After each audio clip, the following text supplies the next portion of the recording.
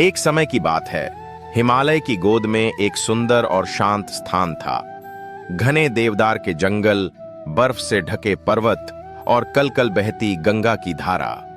उसी पवित्र भूमि पर एक छोटा बालक तपस्या में लीन था। वह कोई साधारण बालक नहीं था, वही तो भगवान शिव का अवतार था, जिसे लोग नीलकंठ कहते हैं। उसका शरीर दिव्य तेज से चमक रहा था। गले में नीले रंग का चिन्ह था। समुद्र मंथन के समय विष पीने से जो उनके कंठ में स्थायी रूप से बस गया था। बालक नीलकंठ संसार से दूर आत्मज्ञान और सत्य की खोज में था। एक दिन जब नीलकंठ नदी किनारे ध्यान में बैठे थे, कुछ साधु वहां से गुजरे। उन्होंने उस बालक को देखा और पूछा, बालक, तुम अकेले इस निर्जन वन में क्यों बैठे हो? तुम्हारे माता पिता कहां हैं? नीलकंठ ने शांत स्वर में उत्तर दिया, मेरा घर यह संसार है और मेरे माता पिता स्वयं परमेश्वर हैं। मैं यहां सत्य की खोज में आया हूं, यह जानने की जीवन का असली उद्देश्य क्या है। साधु आश्चर्यचकित हुए। उन्होंने कहा, सत्य की खोज तो बड़े बड़े ऋषि भी नहीं कर पाते, तुम बालक होकर यह कैसे करोगे? नीलकंठ मुस्कुराए और बोले, सत्य कोई बाहर नहीं है, वह तो हमारे भीतर है।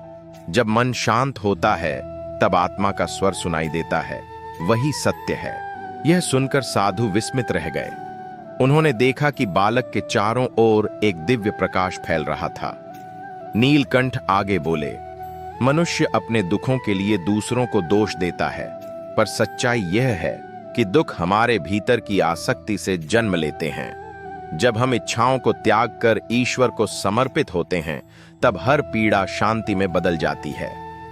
कुछ दिन बाद नीलकंठ जंगल से निकलकर गांव की ओर गए। वहां उन्होंने देखा, एक किसान अपनी जमीन के लिए झगड़ रहा था, एक व्यापारी लालच में अपने मित्र को धोखा दे रहा था और एक स्त्री अपने परिवार के लिए रो रही थी। नीलकंठ ने सबको बुलाया और कहा, तुम सब अपनी अपनी व्यथा में उलझे हो, लेकिन क्या तुमने कभी सोचा है कि जीवन का असली सुख क्या है? किसान बोला, सुख तो तब है जब खेत में भरपूर फसल हो। व्यापारी बोला, सुख तो धन में है। स्त्री बोली, सुख तो परिवार में शांति में है। नीलकंठ मुस्कुराए और बोले, इनमें से कोई भी सुख स्थायी नहीं है। जब तक मनुष्य बाहरी वस्तुओं में सुख खोजेगा, वह दुखी रहेगा। सच्चा सुख तभी है जब मन ईश्वर में लीन हो जाए। जब हम अपने भीतर बसे परमात्मा को पहचानते हैं, तब हर परिस्थिति में आनंद मिलता है। लोग ध्यान से सुनते रहे। नीलकंठ ने एक छोटा सा उदाहरण दिया। देखो इस गंगा को, यह पर्वतों से निकलती है, रास्ते में पत्थरों से टकराती है, फिर भी रुकती नहीं। वह बहती रहती है क्योंकि उसे पता है कि उसका लक्ष्य सागर है। वैसे ही मनुष्य को भी अपने जीवन में आने वाली कठिनाइयों से डरना नहीं चाहिए, बल्कि उन्हें पार करते हुए अपने सत्य की ओर बढ़ना चाहिए। उनके वचनों ने लोगों के हृदय को छू लिया। गांव के झगड़े शांत हो गए। लोग आपस में प्रेम से रहने लगे। किसान मेहनत से काम करने लगा पर लोभ छोड़ दिया। व्यापारी ईमानदार बन गया और स्त्री ने अपने दोहक को प्रार्थना में बदल दिया। नीलकंठ कुछ दिन वहां रहे, लोगों को ध्यान, करुणा और संयम का महत्व समझाया। उन्होंने कहा, जिस दिन मनुष्य दूसरों को अपने जैसा समझेगा, उसी दिन दुनिया से हिंसा और द्वेष समाप्त हो जाएगा। धीरे धीरे उनका नाम पूरे प्रदेश में फैल गया, पर वे प्रसिद्धि से दूर फिर से पर्वतों की ओर चल पड़े।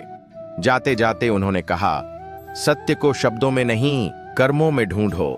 जो प्रेम करता है वही ईश्वर के निकट है।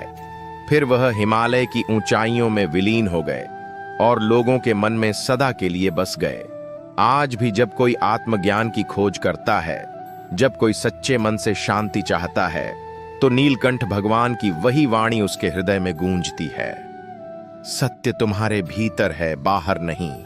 मन को शांत करो, वही परम मार्ग है।